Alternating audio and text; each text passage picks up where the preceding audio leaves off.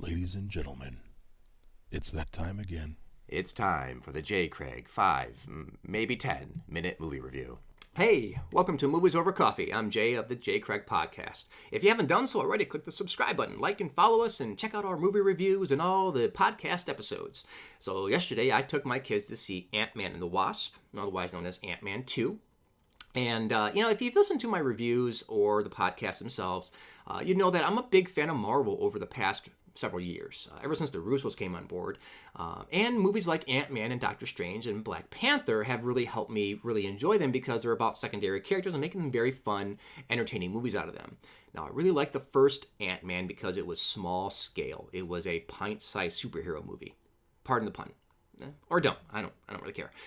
It's a very small movie. It's about personal stories. It's not about global domination. It's not about end-of-the-world scenarios. That movie is about a personal tale about a guy and his daughter and trying to be the person who his daughter already thinks he is, which is a superhero. And because she loves her dad and has really lofty expectations of him, obviously. But it's a very fun movie. It's got a great villain with Darren Cross as Yellow Jacket. Or Darren Cross is Yellow Jacket.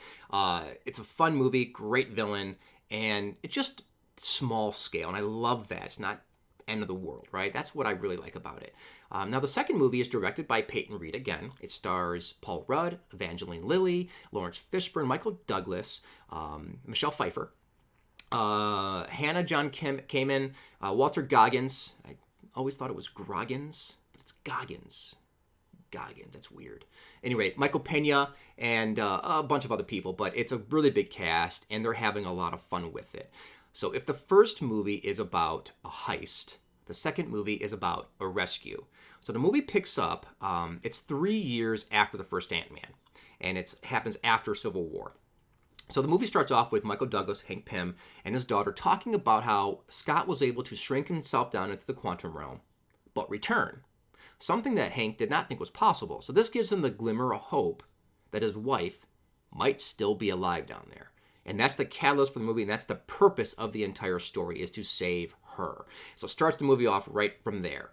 Now, again, it starts off, it's about 3 years after Ant-Man. He's on house arrest for the events of Civil War. So now he is on house arrest, and he's got about 3 days left, and then he's going to be a free man, and he can leave the house finally. So there's a lot of conflict within this movie based upon, obviously you have you villains who want to steal the technology, and you have that part of it, and you have the conflict of trying to actually rescue his wife, Hank Pym's wife, but you have the conflict of the sacrifice that Paul has to make. Is he willing to take the risk and be caught in order to help Hank and Hope save their mom? Right? Now, that's really cool because you have all this conflict built in with the daughter and trying to get back in the home before the FBI shows up. There's a lot of conflict within that, and I thought that was a really cool aspect of the story. It's, again, if that first one was about doing something for your daughter, this movie's about sacrifice. It's about also not giving up hope. So, very fun movie. Now, if I wanted to give it a negative review, it would be on the villain. Now, the first one had Darren Cross, I mentioned earlier. Yellow Jacket was a really good villain, a maniacal money grabber, if you will, but he was very effective and very threatening. This one, Walter Goggins, is not much of a threat. He's more of an annoyance. He's like a little gnat. He's just not a good villain. I love when he's on the scene. He chews up the dialogue, but he's just not an effectual villain. He's just there. Now, Hannah John Kamen plays the true villain. She plays Ghost. Now, Ghost is someone who I'm not familiar with. She may or may not be a part of the Marvel world, comic book-wise. I don't know.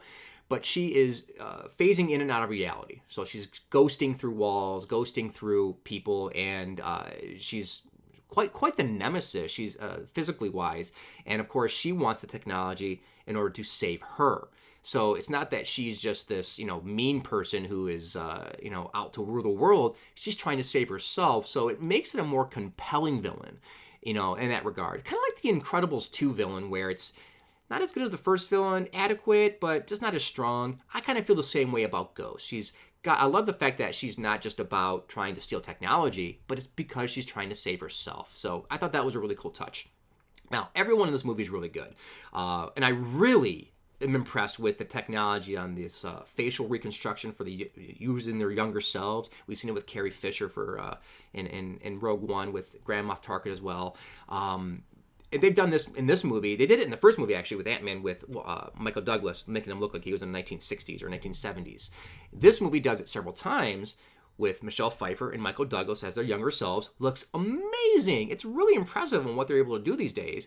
And then Lawrence Fishburne actually looking like a little bit younger self. It's quite incredible what they're doing with technology these days and making people look like they're their younger selves. I thought that was really cool.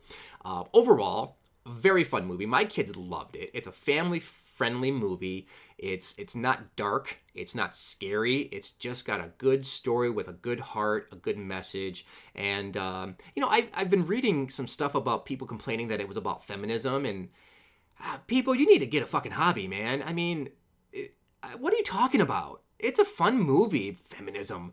Get over yourselves. I mean, you're trying to find things at fault with the movie, then there's no fault with it. It's a fun movie. It's not perfect, but it's a superhero movie. It ties into all the other movies with Infinity War, the fact that they weren't there and why they weren't there.